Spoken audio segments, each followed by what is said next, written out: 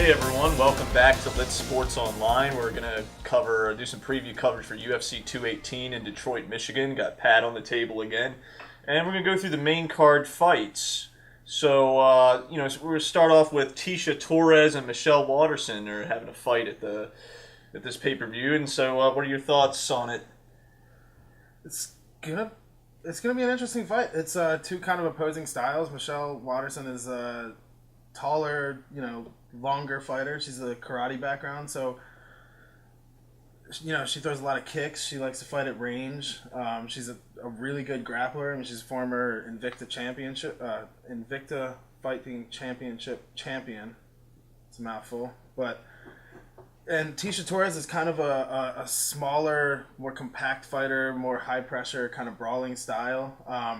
Interesting enough, both of these girls, the only person they've lost to in the UFC is the current champion, Rose Namajunas. So, in my eyes, this is a fight that I don't think it determines who fights for the title next, but I think it's the winner of this goes on to the number one contender fight. I think that it's a very real possibility that if they don't give Joanna Jędrzejczyk the immediate rematch, which I think they will, the winner of this fight fights her for the title shot, or possibly fights Jessica Andrade for the title shot, which I think would be really cool to see one of these two fight Andrade, and then winner takes on whoever wins between Namajunas and Jędrzejczyk if they do that rematch, or just fights Namajunas if they don't do the rematch.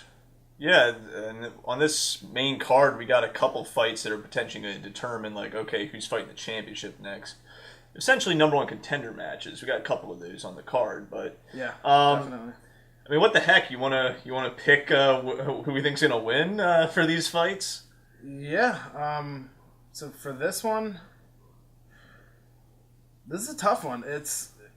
Like I said, the only person we've seen Michelle Waterson lose to is Namajunas, and she has a totally different fighting style. I actually kind of expected, Waterson to end up doing kind of what Namajunas did, landing a long kick to the head or something like that. And Tecia Torres is a super high pressure fighter. I don't know. This might just be just because I like her so much, because I've seen her fight from when she was on Bully Beatdown on MTV years ago and watched her in Invicta. I want to say Michelle Waterson, maybe decision. Okay. Not confident on that one though. Yeah, I'll split the decision and say Tiny Tornado Tecia Torres wins. I'm not gonna predict how it's gonna happen, but I'll just say that she wins. Fair enough. So that brings us to the next fight. We got the Underground King, Eddie Alvarez, against the Highlight, Justin Gaethje. What do you know about these guys, and what can we expect? So we got Eddie Alvarez, the former lightweight champion, a man who, they call him the Underground King for a reason. He was fighting in other organizations for a long time, wasn't able to get over to the UFC for various reasons, and there has not been a single fight organization that he has been a part of that he hasn't won a belt in, which is pretty impressive. Versus Justin Gaethje, who's the 18-0 undefeated fighter. He was the World Series of Fighting Championship champion, and then he left the World Series of Fighting to come over to the UFC, and he fought number 5, top 5 guy in the world, Michael Johnson, and kind of ran through him. He handled Michael Johnson pretty well, and Michael Johnson is no easy test for anyone, to say the least, and he kind of just steamrolled him. He broke Michael Johnson, landed a couple flush punches, dominated most of the fight, landed a big shot at the end, kind of poured it on, and then landed one big knee that dropped him until the ref stepped in and stopped the fight. Both of these guys kind of fight with a real high pressure, real aggressive, very violent fight style for the most part. So this is going to be a pretty entertaining fight. Eddie Alvarez in all of his, a lot of interviews is saying that this fight is to crown the most violent fighter on the roster, which I don't know. We'll see. It's definitely going to be an interesting one, to say the least.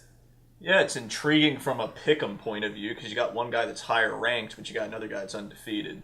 Which one are you siding with? This is a difficult one. I think it really hinges on how Eddie Alvarez approaches it. I think Justin Gaethje, he himself has said that his style of fighting kind of lends itself to the fact that we're eventually going to see him get knocked out. You know, he's high pressure. He's just in your face, just kind of wants to make it a brawl the whole time. He kind of lives in that chaos, you know, just being up close and personal and trying to land shots the whole time. But Eddie Alvarez, we've seen handle that sort of thing very well especially when he fought Rafael dos Anjos for the lightweight title. Dos Anjos caught him and put the pressure on, and then when Eddie had his back to the wall, he threw out and landed a huge shot on Dos Anjos, and then was able to put him away. Alvarez also has a really, really strong game against the fence. He's real good in the clinch. He's real good dirty boxing, good at keeping you where you don't want to be in uncomfortable positions. And I think that if Eddie takes the approach of trying to stay on the outside, not getting into that super violent up close and personal brawl that Gaethje wants and Eddie has a tendency to get lured into, I think he has all the techniques needed to definitely beat Gaethje by decision, or, you know, keep it going for long enough to just eventually catch him with something. But he's saying in the lead up to the fight that he wants to do the same thing to Gaethje that Gaethje normally does to other people. He wants to put on the pressure, get in his face, and try to make it a brawl and just come out the victor. I might have to say that knowing how long Alvarez's career has been and how many wars he's been in, that might be a bad move. He's a little worse for wear than Gaethje is. So I think that if he engages in that kind of fight, then Gaethje probably has the upper hand. But Eddie Alvarez certainly possesses all of the tools needed to pull away with a victory in this one. So I think I'm going to go with Alvarez, who I think is higher ranked but is an underdog for some reason. But I think I'll go with Alvarez, I think maybe by decision again. Okay. Interesting pick. It's always interesting when you got like a youth versus experience kind of matchup, which this appears to be as well. I'll go ahead and split the decision and say that Gaethje's going to win. All right. I mean, he's undefeated. He's younger. Of course, everyone seems to lose eventually, and it should be a tough matchup, but we'll see what happens on that one. And that brings us to Henry Cejudo versus Sergio Pettis. I don't know if I butchered their names there, but Cejudo, but that's the next fight. And you know a bit about these guys, don't you? Yeah, well, Sergio Pettis is the younger brother of former lightweight champion Anthony Pettis. He fights out of the same camp. Also has a love for shitty photorealistic tattoos on his chest, which I don't know why you would do that to yourself, but good on you, I guess. Versus Henry Cejudo, who's a former Olympic wrestler. I think he was a gold medalist, maybe silver. I'm pretty sure he was gold, but this is this again is another kind of... Cejudo's a younger guy, but it still is a kind of young versus experienced guy fight. Pettis is 25, I think. He got into the UFC when he was like 21. He doesn't have a ton of fights on his record. He's 16-2. Is that right? Yeah. I mean, he has more fights than Cejudo, but Cejudo's just been doing been in competition for so long with his wrestling career that he just kind of is a storied competitor, and he's definitely kind of reinvented himself as of late with his striking game. He used to just kind of be your typical kind of wrestle boxer, guy who had decent boxing, a good amount of power, and then a just really great wrestling game where he would use his boxing to set up his takedowns and just kind of hold you down and ground and pound you out and control you from there and control your posture and just get the win that way. But lately we've seen, especially in his last fight against Wilson Hayes, who is no joke. He's an excellent Brazilian Jiu-Jitsu practitioner. He's a real tough guy. He's got some power in his hands. And we saw Cejudo come out with a different stance than he typically does, a much wider stance, much more of like almost a karate stance, kind of Conor McGregor-esque, if you will, and threw a lot more kicks and had a different approach to his boxing. He's more counter-punching than he typically does, and he landed a flush shot on Wilson Hayes and got him out of there with a TKO, I think, which was kind of unexpected. Yeah, and I like the guys that come from a wrestling background. Actually, I would say that two of my favorite MMA fighters of all time would be Ken Shamrock and Brock Lesnar, just because I watched some WWE back in the day. Yeah. And they come out with the wrestling background, and it's interesting to watch those guys. So I think with this one, I would take Cejudo just for that fact. No real logic behind it, but what would you say? This is a good fight. I think Pettis. He's Taekwondo background. He comes out of Duke Rufus's camp, Rufus Sport, training with some excellent guys up there. I mean, namely his older, two former champions and his older brother Anthony Pettis at lightweight, and Tyron Woodley, the current welterweight champion, has been training out of there. So, conventional wisdom would say that Pettis has a slight advantage in the stand-up game and striking, but I think that Henry Cejudo has a much bigger gap in his advantage in the wrestling game. And I think that's going to make the difference, is particularly Henry Cejudo's ability to kind of mix it up. He transitions very well from striking to takedowns and is able to take you down and keep you down. And if he can't, he is real good at capitalizing on the scrambles and doing something really productive in those moments of chaos where you're trying to get back to your feet or get somebody off your back and get back and reset yourself to kind of get ready for what happens next. So I think I'm gonna have to side with you here and go Henry Cejudo. I think he has all the tools to become a world champion. I would love to see him fight Demetrius Johnson again, particularly since he's kind of revamped his striking game. I think it'll be a much more entertaining fight this time around. But I also think that Pettis is such a young guy and his potential is so great that I think he will eventually be a champion. But I mean, 25 years old, he's got a long career ahead of him, so this won't, I think Cejudo will win, but it's definitely not the end of the road for Sergio Pettis. Yeah, he's still got youth on his side and possibly a long career ahead of him, and successful career. The next fight we're going into, Alistair Overeem versus Francis Ngannou for what's likely going to be the number one contender, determine the number one contender for the World Heavyweight Championship here. So, yeah, your thoughts on this one? This is the fight I'm kind of most excited about. And again, it kind of goes along with that theme of a young, up-and-coming guy facing a grizzled veteran. Overeem, I listened to him on a podcast. He says he has 85 fights, which is absurd. Especially considering he's fought at light heavyweight and heavyweight his entire career, and he's fought most of the big names that anybody who paid attention from the Pride days can name. He fought Shogun, he fought Chuck Liddell, he fought Vitor Belfort, he fought Nogueira, he's fought everybody. I mean, especially, even coming into the modern days where he's fought Mark Hunt, he's fought Fabricio Verdum, he's fought all the guys out in the Strikeforce, and he's just he's the most decorated heavyweight in history, I would have to say. He's a multiple-time Pride Grand Prix semifinalist. He's a Strikeforce champion. He held the Dream Heavyweight Championship. He is a K1 Grand Prix winner, which is the premier kickboxing league from mid to late 2000, around 2010 or so. And he's just an all-around phenomenal fighter. I mean, he's also an ADCC World Submission Wrestling grappling tournament champion. So Alistair Overeem is just he's a monster. I mean, we saw him. His most famous fight is him kicking Brock Lesnar in the stomach so hard that Brock Lesnar just kind of curled up and couldn't continue. It was insanity, considering Brock Lesnar is he looks like a Viking cinder block with arms. Although he does skip leg day, apparently. Yeah, it certainly seems that way at times. But so Overeem is grizzled veteran. There's no questioning Overeem's pedigree and record, and just the book that he has behind him is a career that would make anybody envious.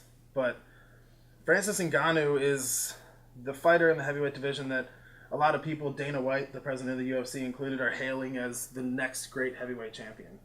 He's a young guy from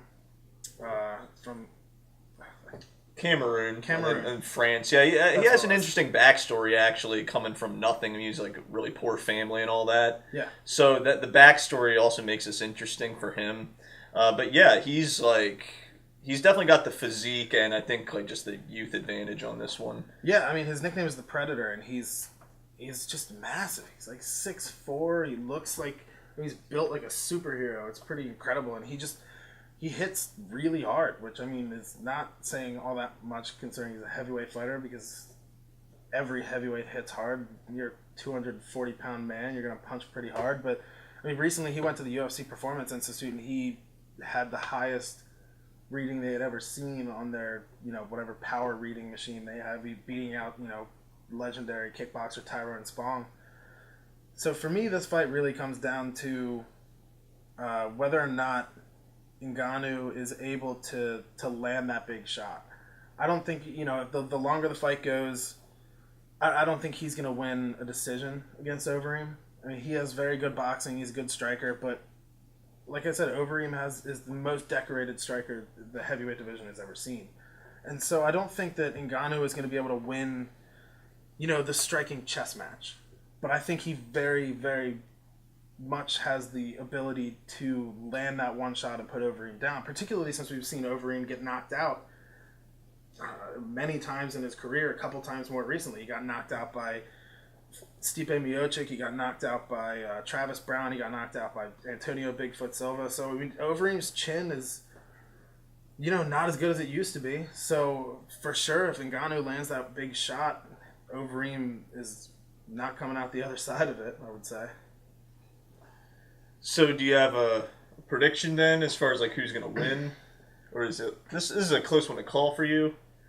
It's a close one. It's also not a close one in a certain sense. I think that Overeem has far more tools to win this fight. I mean, like I said, he's a submission grappling champion. He's kickboxing champion. His kicks are insanely powerful. He has the craziest knees the heavyweight division has ever seen. He's the best clinch fighter in the heavyweight division, I would say, by far. Just ask Mark Hunt. You need Mark Hunt in the face, and then Mark Hunt landed on his face on the ground, and Mark Hunt's one of the toughest dudes we've ever seen in the octagon. So I think that Overeem definitely has way more tools to win this fight. I think that if he's able to make it a closer fight and, get Ngannou into those dirty clinch positions or take him down, I think that is Overeem's fight to lose, But I think that over the course of 15 minutes, it seems pretty unlikely to me that Ngannou would not be able to land at least one big shot. And with how big he is and how hard he hits, that one big shot could be the end of the night. So this one's kind of a toss-up for me. It's, is Overeem able to be crafty enough to avoid that shot? I mean, we've seen him do it before, fighting against Junior Dos Santos, who's a really good boxer with really great power. He's put down a ton of guys with a single shot, but I don't know. This one's a real difficult one to pick for me. Who do you got? I'm going to take a flyer on Ngannou. I'm just looking at it from a standpoint of he's got youth on his side, he's got strength and power on his side, and then compared to his opponent. And I think that his opponent's best days are behind him. And I get your point with, Overeem has more tools at his disposal, and he's a veteran, and so it might come down to a mental thing. It might come down to if Ngannou's off his game, and Overeem can use some of the other tools he has in his bag, then it could go the other way. But I'm going to take Ngannou here. All right. I've kind of been going back and forth on this one in my head. A lot of people that I listen to on podcasts and such have been hearing picking Ngannou for exactly the reasons you just said and what I was saying about, it's a 15-minute fight. What are the chances he doesn't land that big shot? But I think I'm going to go Overeem on this one. I think this is a giant leap up in competition for Ngannou. He went from an Andrei Arlovsky, who is well past his prime, up to Overeem, who's just a perennial contender, who's won 6 out of his last 7 fights. He just beat, the last 2 guys he beat were Mark Hunt, who punches. If Ngannou's the hardest puncher in the division, then Mark Hunt is a very close second. And then he beat Fabricio Verdun, the former heavyweight champion of the world. He's beaten, who I think is probably the greatest heavyweight of all time. He's beat Nogueira, beat Fedor, beat Cain Velasquez. So I think I'm going to go with Overeem. I think he's going to be able to put Ngannou into those positions that he's not as comfortable with, and I think he's going to be able to kind of neutralize Ngannou's power striking game. Yeah, and I take your point that Ngannou hasn't faced like that top of competition yet, and that's why it's kind of hard to gauge. Like, is this gonna be a step too far for him? Mm-hmm. But on the flip side, I have seen like most of the odds makers favoring Ngannou. I wouldn't favor him heavily. I definitely think this is going to be, it can go either way. But again, I'm going to take the flyer on the young buck. Yeah, and I don't blame you for it. I think that, with all the people that have been touting him as the next big thing in the heavyweight division, I think that this is definitely the moment where we're going to see if he can live up to that. No guarantees if he beats Overeem, he goes on to beat Stipe Miocic, but this is by far his biggest test, and if he gets past this one, then I'm going to jump on the bandwagon with everybody else. All right. Our last fight to talk about, we got Max Holloway defending his featherweight championship against Jose Aldo. Yeah, it's a rematch. The greatest featherweight of all time, Jose Aldo, versus the man who beat him in the combining of the belts fight, 6 months ago or whatever it was. So Aldo lost his title to McGregor in pretty quick fashion. It was like 13 seconds. We saw that fight. No shame in losing to McGregor, I would say. Then, so McGregor goes up, wins the lightweight title from Eddie Alvarez, then vacates the featherweight belt. Next move that they made was to put Jose Aldo, the longtime champion who'd only lost one fight by just getting caught with one punch, can happen to anyone. So I think rightfully so, putting him right back into the fight to make the new belt versus Frankie Edgar. At the time, it was called the interim belt because Conor McGregor hadn't vacated yet, so it was an interim championship of Jose Aldo versus Frankie Edgar, which is also a rematch, and Jose Aldo won the rematch to get the interim belt. Then after McGregor finally vacated the title, he was promoted to the undisputed champion. Fast forward a little bit, Aldo gets injured, and they have your interim title fight, which Max Holloway won. And so Holloway becomes the interim champion. Then they want to combine the belts, find out who the undisputed champion is. First fight between Holloway and Aldo. Holloway comes away with the victory. So here we are at fight number 2. After they scheduled Holloway to face Frankie Edgar. So Frankie Edgar was originally slated for the spot where Jose Aldo is sitting currently. Broke his face. Don't exactly know what that means. I assume it means he took a really hard knee to the orbital or something like that. But that's kind of what I've heard, is he broke his face, which does not sound pleasant at all. Sounds like he jumped out of a subway car or something.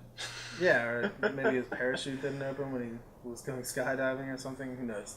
Well, yeah, I'll go ahead and give you my prediction on the fight first. I'm going to take Holloway, and the thing that's interesting about Holloway is he's lost fights, but he's never been knocked out.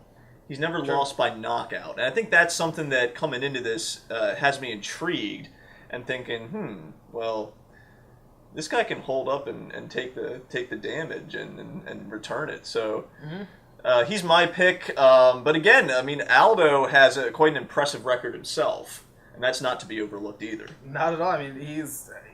Even having lost to McGregor and Holloway, Aldo is still by far the greatest featherweight of all time. I mean, he cleaned out the division, essentially, and had to start taking rematches, and until one of the young guys finally came up and was deserving of a title shot.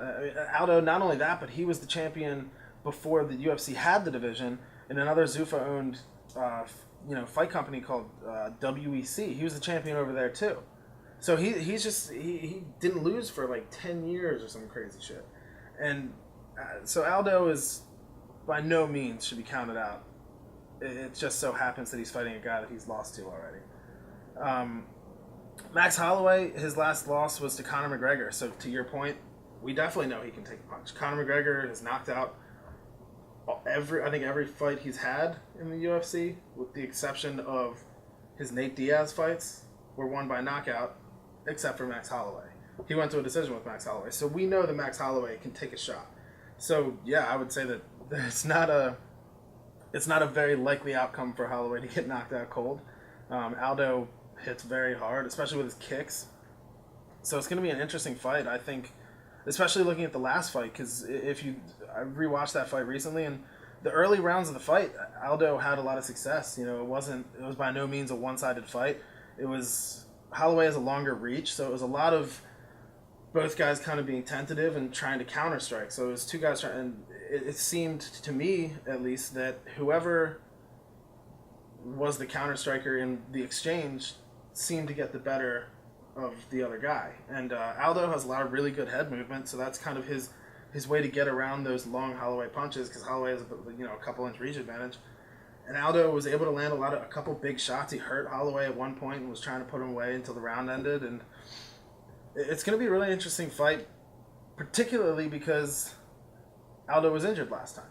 He had a leg injury, which, leg injury means he can't train as much. He can't train his cardio as much in his camp, so he gets tired a little quicker, and he's not able to throw arguably his most successful weapon, which is his leg kicks. If you watch his fight against Uriah Faber, it's painful to watch him kick Faber's legs that hard. It's absurd. Faber was on crutches for months after that. It's pretty insane to watch. And I think that if Aldo is able to go in there and utilize more leg kicks, then I think he'll slow Holloway down. He'll stop him from being able to use as much footwork as he typically does. And I think that if Holloway goes in and approaches it like he did last time, I think it might be a different night than it was. A lot of Holloway's success comes from him mixing up his strikes. He throws a good amount of kicks, but he throws a lot of combinations where he goes to the body, then the head, and vice versa, and switches it up a lot. But last time he was kind of headhunting, which I think is maybe a bad game for him if he does that again against Aldo. Because if Aldo is able to get inside and land a big shot and throw a couple of leg kicks to stop him from being able to quickly get out of the way, then it could be a long night with a lot of heavier shots landed on Holloway than he's expecting. So my pick, I'm not sure. It's a hard fight to call. I mean, Aldo was scheduled to fight somebody else in about 3 weeks, so he didn't quite get the full fight camp. And Aldo's kind of known for, not lately, but at points in his career has been known for getting tired towards the end of the fight. So I have a feeling that maybe his cardio could betray him at some point. I think if he uses the leg kicks and stuff, I think he'll have a much more successful earlier fight. But I think eventually what's going to happen is he'll get tired, Holloway will land some shots, then Holloway will just start to find his groove and start to pick him apart from outside where Aldo's not able to get to him, and I think Holloway probably starts to run away with it in the third round or so, and maybe gets TKO or a finish like he did last time in the third or fourth, or it goes to a decision because Aldo's a tough guy. None of these fights are easy to call. Yeah, and to your point, stamina could play into it. Aldo's the older fighter, and it's not anything that's interesting with some of these fighters. Like, they can have the most decorated, great early career, but it's about the present. It's not about what they did in the past, really. Yeah, definitely, and the past is important in the sense of you can see the kind of high watermark of they beat these crazy guys and they had such a great one of the greatest title runs in history. But yeah, I mean, after that first loss, sometimes guys are just never quite the same. He had that one knockout to McGregor, and then Holloway caught him and was able to TKO him, get him out of there last time. So maybe Aldo's chin isn't what it used to be. Maybe his cardio is just not quite what it needs to be. He is older. He's had quite a good career so far. He's had 28 fights in. So yeah, I think maybe age is catching up with him. I still think he beats pretty much everyone in the world not named Max Holloway, but something tells me Holloway's going to take this one. All right, so it sounds like we agree on another, and got the dog back there drinking some water. Don't mind the sound, but anyways, that's it for this UFC 218 preview, and stay tuned because we're going to have more videos like this. And thanks for joining me on the set, Pat. Thank you.